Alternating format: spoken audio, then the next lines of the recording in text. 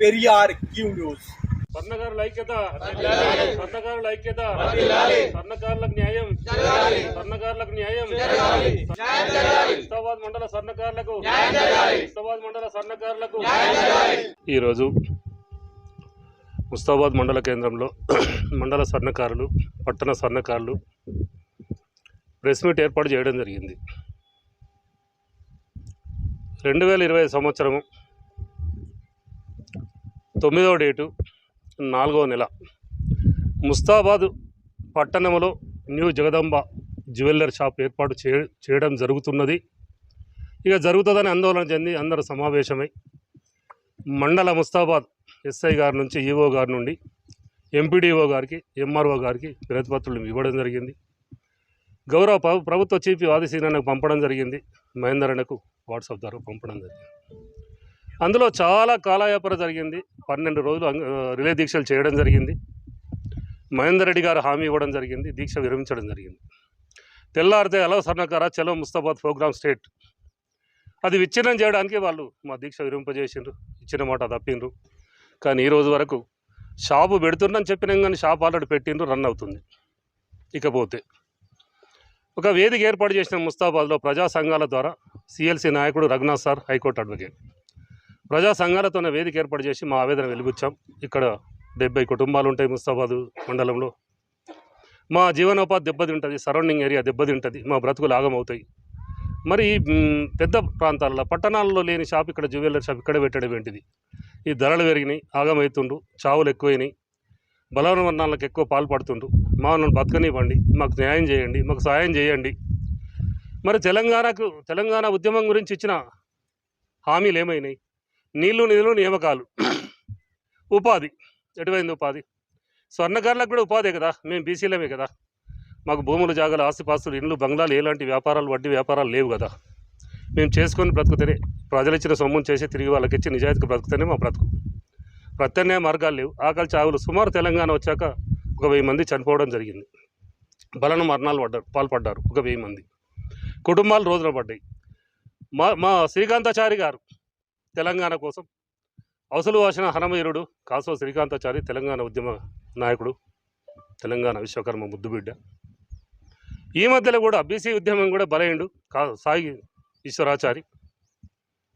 ఇది తెలంగాణలో జరుగుతున్న కథ. తెలంగాణ వచ్చిన తర్వాత కూడా ఏం జరుగుతుంది అంటే చాలా కష్టంగా ఉంది. మరి మా ఉద్యమాన్ని పనులు లేకపోయినప్పుడే 1 లక్ష రూపాయలు ఖర్చు పెట్టడం జరిగింది. వేదికలకు, దీనికి, మీటింగ్లకు, దానికి, మైకులకు, దానికి, ఏది స్టేజీలకు. అలా 2-3 నెలలు పనులు కూడా విడిచిపెట్టి తిరగడం జరిగింది.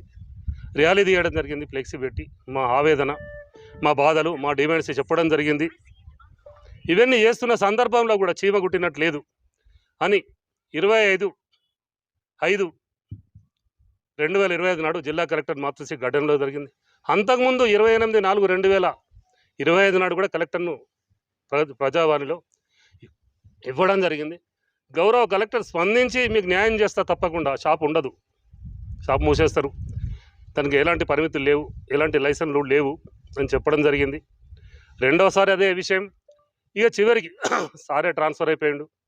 మాకు దిక్కు లేకుండా ఎంపీడో దగ్గరికి 5-6 సార్లు పోయినాం, ఎంఆర్ఓని 5-6 సార్లు కలిసి, స్పెషల్ ఆఫీసర్ని కలిసినాం, సెక్రటరీని కలిసినాం, ఈఓని కలిసినాం.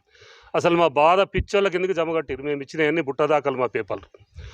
మేము ప్రజాపాలనలో ఉన్నామా, ప్రజాప్రభుత్వం ఉన్నామా అర్థం కావడం లేదు. అంటే ముస్తాబాద్ మండలంలో ఎంతమంది చావాలి? ఎప్పుడు ఇస్తారు? మాకు ఎప్పుడు న్యాయం జరుగుతుంది? ఎక్కడో ఎక్కడికి వెళ్ళి స్టేట్కి వెళ్ళి వచ్చి ఇక్కడ బతుకుతుంటే అతడు పెట్టుబడి ఉన్నవాడు పెట్టుకుంటే, మరి అదే ప్రభుత్వము, బ్యాంకులు మాకు రుణాలు ఇచ్చినట్టయితే మేము కూడా మంచిగానే బ్రతకగలుగుతాం కదా. ప్రత్యామ్నాయ మార్గాలు మాకు చూపించాలి కదా. మాకు చూపించకుండా వారికి ఎవరికో మీరు ఇతర దేశాలను మీరు సాయం చేసుడు, ఇతర రాష్ట్రాలకు సాయం చేయడం, ఆ పెట్టుబడిదారులకు సాయం చేయడం, వాడు ఎలాంటి లైసెన్స్ లేకుండా నడుపుతున్నంటే మీరు సీజ్ చేస్తలేదు. ముస్తాబాద్లో మటన్ షాప్లకు ట్రేడ్ లైసెన్స్ లేదు, రద్దు చేస్తా, మీ మీద కేసులు బుక్ చేస్తాను హెచ్చరించిన ఈవో గారు ఎటుపోయిండు? మరి వీనికి ఏ లైసెన్స్ లేదు, ఎందుకు ఆగుతుండు? ఎవరికి ఎంత మామూలు ముట్టినాయి? అసలు అధికారులు ఎందుకు ఇంత నిర్లక్ష్యం? ఏం చేయాలనుకుంటున్నారు? మా చావులు చూడాలనుకుంటున్నారు? మాకు అర్థం కావలేదు. మొన్న 25 నాడు జిల్లా కలెక్టర్ మేడం గారిని కలిశాం, పోయిన డిసెంబర్. 26 నాడు జిల్లా ఎస్పీ గారిని, జిల్లా డిఎస్పీ గారిని కలిశాం.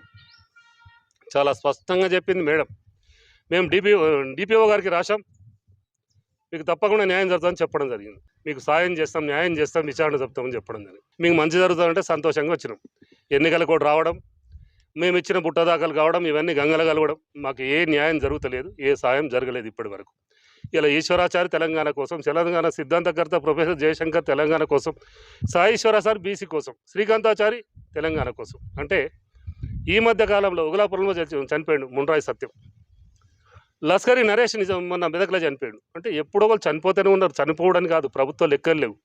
ఆనాడు తెలంగాణ కోసం అయినా కాకుండా లెక్కలు పెట్టిరు కానీ తప్ప ఈనాడు ఈ తెలంగాణ వచ్చాక జరుగుతున్న అమరుల త్యాగాలు ఎవరు స్వర్ణకారులు వాళ్ళ గురించి లెక్క లేదు, అసలు పట్టించుకునే నాడు లేదు, ఎఫ్ఐఆర్ లేదు, వాళ్ళకి నష్టపరిహారం లేదు, వాళ్ళు పరామర్శించినోడు కనీసం స్పందించి మీకు ఏమైందని అడిగిన వాళ్ళు లేరు. అందుకే మేము ఏమంటున్నామంటే త్వరలో ఇవన్నిటి మీద ఒకవేళ న్యాయంగా మాకు విచారణ జరిగి న్యాయం జరగకపోతే తప్పకుండా త్వరలో అంగస్ట్రైక్ చేస్తాం. మేము చావో రేవో తెలుసుకుంటాం. ఇది ముస్తాబాద్ సమస్య స్టేట్ అంతా తెలుసు కాబట్టి అధికారులారా, నాయకులారా, ప్రజాప్రతినిధులారా, గౌరవ జిల్లా కలెక్టర్ గారు, అందరూ ఎంపీడీఓ గారు, ఎంఆర్ఓ, ఈఓ గారు మీరందరూ స్పందించి ఇమీడియట్గా ఎలాంటి అనుమతులు లేని లైసెన్స్ షాపును ముయించాలని కోరుతున్నాము. వారిపై చర్యలు తీసుకోవాలని కోరుతున్నాము.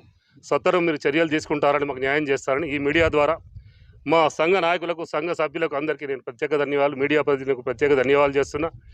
అధికారులారా మీరు ఇప్పటికైనా మాకు న్యాయం చేయండి, మనం అర్థం చేసుకోండి, మా చావులు చూడకండి అని మీడియా ద్వారా కోరుతున్నాను. జై బీసీ, జై తెలంగాణ, జై తెలంగాణ, జై స్వర్ణకార.